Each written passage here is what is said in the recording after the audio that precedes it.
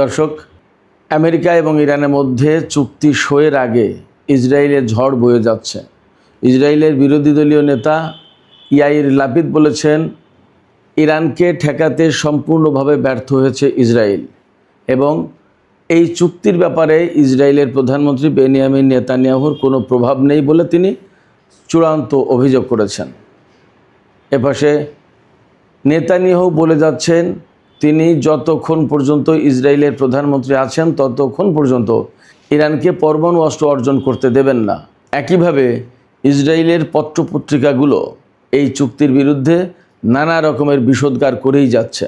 এদিকে যে ট্রাম্প এবং ইরানের মধ্যে চুক্তি সই হবে সেখানেও কিন্তু বড় রকমের গ্যাপ আছে। ডোনাল্ড ট্রাম্প গতকাল বলেছেন রোববারের মধ্যেই চুক্তি সই হতে হবে, কিন্তু ইরান বলছে রোববার নয়, কয়েকদিনের ভেতরে চুক্তি সই হবে। এদিকে ইরানের রাজধানী তেহরানে দেশটির পররাষ্ট্রমন্ত্রী সাইদ আব্বাস আরেকচির বিরুদ্ধে বিক্ষোভ মিছিল হয়েছে, লোকজন বিক্ষোভ করেছে। এরই বা কারণ কি? সুপ্রিয় দর্শক, এই বিষয়গুলো নিয়েই এখনকার ভিডিওতে আলোচনা করব। আশা করি আপনারা সবাই শেষ পর্যন্ত সঙ্গে থাকবেন, আর ভিডিও ভালো লাগলে লাইক কমেন্ট শেয়ার করবেন এবং চ্যানেলটি সাবস্ক্রাইব করে সাথেই থাকবেন। দর্শক, চলুন বিস্তারিত আলোচনায় চলে যাই। আপনারা সবাই জানেন, ইরান এবং আমেরিকার মধ্যে যে যুদ্ধ সংঘাত চলছে, এই সংঘাত এবং যুদ্ধের মূল উদ্গাতা হিসেবে আমেরিকার রাজনীতিবিদরা, ডেমোক্র্যাট এবং রিপাবলিকান দলের নেতারাও ইসরায়েলকে দায়ী করছেন এবং মোটামুটি সারা বিশ্বের সব মানুষের ভেতরে, প্রায় সব মানুষের ভিতরে পারসেপশনটা, ধারণাটা হচ্ছে ইসরায়েলের উস্কানির চাপ বা মন্ত্রণার কারণে ডোনাল্ড ট্রাম্প ইরানের বিরুদ্ধে এই যুদ্ধ শুরু করেছিলেন। এই যুদ্ধের লক্ষ্য কী ছিল? ইসরায়েলের পক্ষ থেকে এই লক্ষ্য নির্ধারণ করা হয়েছিল, ইরানের সরকার পতন ঘটানো হবে, ইরানের ক্ষেপণাস্ত্র কর্মসূচি একদম বানচাল করে দেওয়া হবে, ধ্বংস করে দেওয়া হবে, ইরানের পরমাণু কর্মসূচি ধ্বংস করে দেওয়া হবে, ইরানের হাতে যে সমৃদ্ধ ইউরেনিয়াম আছে সেগুলো কেড়ে নেওয়া হবে এবং ইরানে তাদের পছন্দের একটা পুতুল সরকার বসানো হবে। এবং এই জন্য ইরানের সাবেক স্বৈরশাসক রেজা শাহের ছেলে রেজা পাহলভি কিন্তু প্রস্তুত ছিলেন। এই রকম লক্ষ্য নিয়ে যখন ইরানের বিরুদ্ধে ইসরায়েল যুদ্ধ করতে নামে, তাতে পরিপূর্ণ সমর্থন দিয়ে সেই যুদ্ধের নেতৃত্ব দেয় আমেরিকা এবং ডোনাল্ড ট্রাম্প এই নেতৃত্ব দেওয়ার ব্যাপারে গর্ববোধ করেন। তিনি খুব গর্বিত ছিলেন। কারণ হচ্ছে ইরানের মতো একটা শক্তিকে পরাজিত করে তারা নতুন একটা শাসন ব্যবস্থা ঠিকঠাক করে দিতে যাচ্ছে ইরানে। এই ব্যাপারে তাদের ভেতরে আলাদা রকমের গর্ব অহংকার ছিল। তাদের ভেতরে ধারণা ছিল যে ইরানের পরমাণু কর্মসূচি এত দূর এগিয়ে গেলেও একেবারে বোমা মেরে বিমান হামলা করে সব ধ্বংস করে চুরমার করে দেওয়া হবে এবং ইরানের ক্ষেপণাস্ত্র কর্মসূচি ভ্যানিশ করে দেওয়া হবে। নতুন একটা মধ্যপ্রাচ্য গড়ে উঠবে যেখানে আমেরিকা এবং ইসরায়েলের একেবারে সীমাহীন প্রভাব প্রতিপত্তি থাকবে, কেউ তাদেরকে বাধা দেওয়ার মতো থাকবে না। কিন্তু এই লক্ষ্যটা নিয়ে যুদ্ধ শুরু করলেও ইরানের সর্বোচ্চ নেতা থেকে শুরু করে অনেক নেতা, মন্ত্রী, মিনিস্টার, গুরুত্বপূর্ণ কর্মকর্তা, বিজ্ঞানী মারা গেলেও ইরান কিন্তু তাৎক্ষণিকভাবে ঘুরে দাঁড়িয়েছে, আমরা সবাই জানি, এবং প্রতিরোধ শুরু করেছে। দিন দিন তাদের সামনে যুদ্ধ কঠিন হয়ে গেছে, ইসরায়েল এবং আমেরিকার কথা বলছি, এবং তারা যে লক্ষ্য নির্ধারণ করেছিল তার কিছুই তারা অর্জন করতে পারেনি। এই অবস্থায় চুক্তি করে সেইগুলো অর্জন করার চেষ্টা করছে।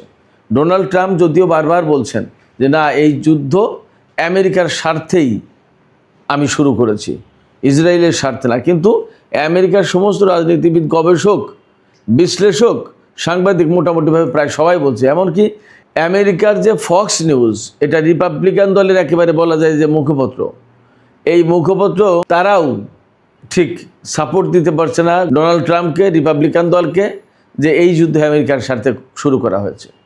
তো যাই হোক, এই যে আমেরিকা এবং ইসরায়েলের লক্ষ্যগুলো ছিল, সেই লক্ষ্য অর্জন করা যুদ্ধের মাধ্যমে সম্ভব হলো না, এখন চুক্তির মাধ্যমে সম্ভব করতে চাই। ইরান তো সেই কথা প্রথম থেকেই বলে আসছে যা তোমরা যুদ্ধের মাধ্যমে পারোনি তা চুক্তির মাধ্যমে পাবে কিভাবে? আশ্চর্য কথা। ফলে আমেরিকা বা ইসরায়েলের চাওয়া মতো ইরান কোনো চুক্তিতে যাচ্ছে না। এ কারণে ইসরায়েলের বিরোধী দলীয় নেতা ইয়াইর লাপিদ, এই ইয়াইর লাপিদ একসময় কিন্তু কিছুদিন প্রধানমন্ত্রী ছিলেন, তিনি বলছেন যে নেতানিয়াহু সম্পূর্ণভাবে ব্যর্থ হয়েছে। ইরানের সরকার পরিবর্তন করতে পারেনি, ক্ষেপণাস্ত্র প্রতিরক্ষা কর্মসূচি বা ক্ষেপণাস্ত্র কর্মসূচি ধ্বংস করতে পারেনি, পরমাণু কর্মসূচি ধ্বংস করতে পারেনি, তাদের হাতে যে সমৃদ্ধ ইউরেনিয়াম ছিল সেগুলো অক্ষত অবস্থায় রয়েছে, নিতে পারলো না। তাহলে কি করলো? যুদ্ধ করে। আপনারা খেয়াল করুন, ইসরায়েল একটা রাষ্ট্র হিসেবে স্বীকৃত জাতিসংঘে, আমরা সেই হিসেবে ইসরায়েলকে রাষ্ট্র হিসেবেই ধরে নিচ্ছি। তো ইরানও তো জাতিসংঘের স্বীকৃত একটা রাষ্ট্র, বৈধ রাষ্ট্র, সে সদস্য, এবং কোনো কোনো কমিটির তো ইরান দায়িত্ব পালন করে।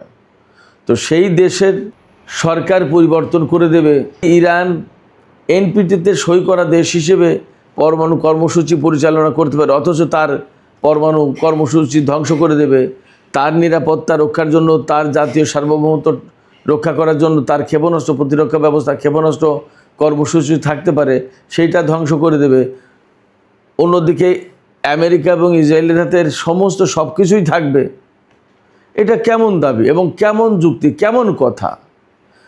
এবং জাতিসংঘ নামক একটা আন্তর্জাতিক প্রতিষ্ঠান, যার দায়িত্ব বিশ্বের শান্তি প্রতিষ্ঠা করা, ন্যায় বিচার প্রতিষ্ঠা করা, শোষণ বৈষম্য বঞ্চনার নির্মূল করা, সেই প্রতিষ্ঠান থাকার পরেও, সেই জাতিসংঘ থাকার পরেও তার চোখের সামনে, তার মুখের সামনে এগুলো কথা বলে, তার পক্ষে থেকে কোনো ব্যবস্থা নেওয়া হয় না।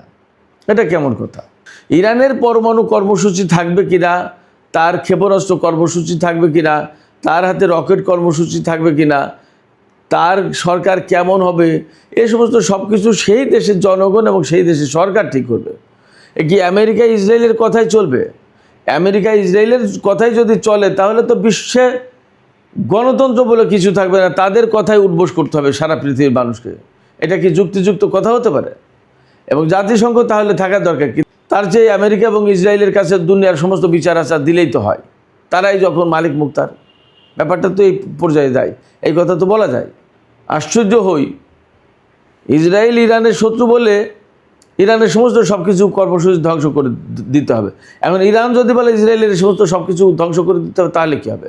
এবং ইরান যদি কখনও ইসরায়েলের উপর এরকম বোমা হামলা শুরু করে, এরকম সরকার পরিবর্তনের চেষ্টা করে, দেশটা দখল করে নেওয়ার চেষ্টা করে, অথবা তার সমস্ত সামরিক কর্মসূচি যদি ধ্বংস করে দেয়, তখন কি হবে? এটা কি ভালো কাজ হবে? ভালো কাজ হবে বলতে, এক দেশ আর এক দেশের উপর যদি এইভাবে চালাতে থাকে, তাহলে বিশ্বের শান্তি যাবে কোথায়? এবং এই রকম কথা বলার অধিকার রাখে কিনা ইসরায়েল বা আমেরিকা? এটাই হলো মূল প্রশ্ন। আবার আমেরিকা ইসরায়েল তারা আলাদা আলাদা রাষ্ট্র, ইরানও তো তেমনি রাষ্ট্র, আরও 10টা রাষ্ট্র, 20টা রাষ্ট্র, আরও 200 রাষ্ট্র আছে আলাদা আলাদা। প্রত্যেকে যার যার মতো করে কর্মসূচিতে তার জাতীয় স্বাধীনতার সার্বভৌমত্ব রক্ষার জন্য। এ তো আমেরিকা ইসরায়েলকে কর দিয়ে একটা কিছু করতে হবে তা তো না, এটা তো হতে পারে না। এটা তো জঙ্গলের আইন হলো, এটা তো জাতিসংঘের আইন, এটা তো সভ্য সমাজের আইন হতে পারে না। যুদ্ধ করে এত কিছু করে যখন কোনো কিছুতেই হচ্ছে না, মার্কিন রাজনীতিবিদরা খানিকটা বুঝেছেন আমার বিশ্বাস। এই বোঝার পরে নেতানিয়াহুকে খানিকটা মাইনাস করে দিয়ে এই যুদ্ধ থেকে আমেরিকাকে বের করে দিতে চাইছেন, এবং এই জন্য ইরানের সাথে দ্রুত একটা চুক্তি করতে চান। এই জায়গায় ইসরায়েলের মারিফ পত্রিকা, ওয়াইনেট পত্রিকা, জেরুজালেম, বিভিন্ন রকম পত্রিকা এক এক ধরনের কলাম লিখছে, মন্তব্য প্রতিবেদন ছাপাচ্ছে, আরও বিভিন্ন রকমের বক্তব্য বিবৃতি আসছে যে নেতানিয়াহু ইরানের উপর খুব প্রভাব বিস্তার করতে পারলো না, খুব দুঃখজনক। ডোনাল্ড ট্রাম্পের উপর প্রভাব বিস্তার করতে পারলো না, দুঃখজনক। এই চুক্তি ঠেকাতে পারলো না।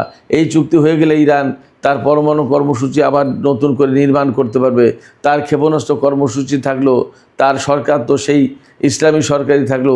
এই সমস্ত কথা বলছে, কী কান্নাকাটি, কী চেঁচামেচি, তুফান বয়ে যাচ্ছে, ঝড় বয়ে যাচ্ছে ইসরায়েলি গণমাধ্যমে।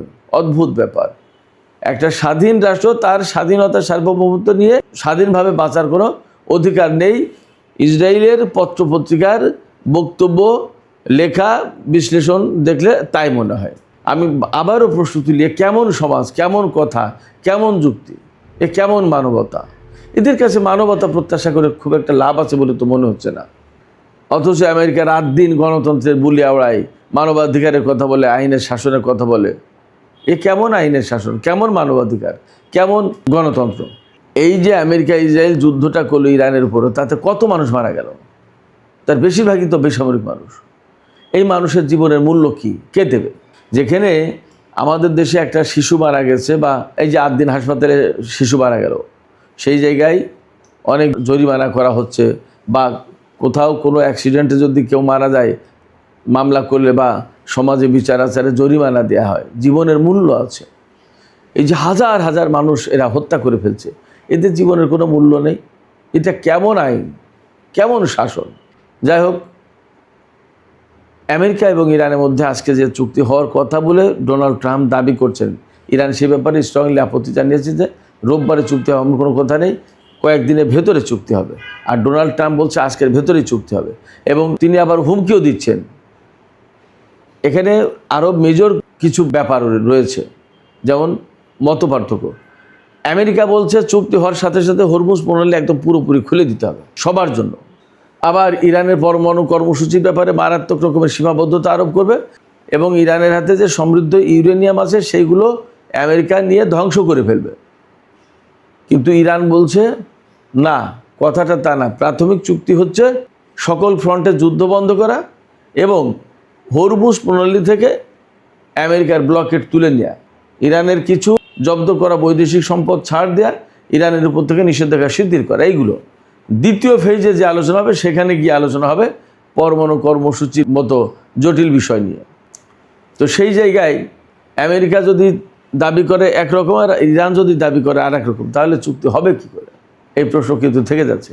এদিকে গতকাল যখন চুক্তির কথা মোটামুটি অনেক বেশি ছড়িয়ে পড়েছে, তখন ইরানে দেশটির পররাষ্ট্রমন্ত্রী সাইদ আব্বাস আরাকচির বিরুদ্ধে বিক্ষোভ মিছিল হয়েছে।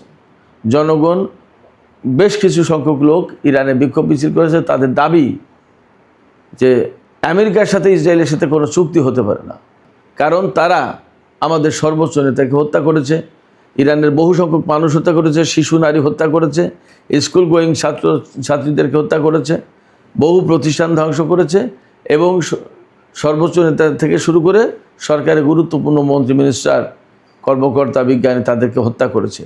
অতএব আমেরিকা ইসরায়েলের বিরুদ্ধে প্রতিশোধ নিতে হবে, কোনো চুক্তি হবে না। তাদের কথা হচ্ছে এই। সেক্ষেত্রে ইরান সরকার চাইলেই যেই চুক্তি করে ফেলতে পারবে মনে হচ্ছে তাও না। দেখা যাক কী হয়।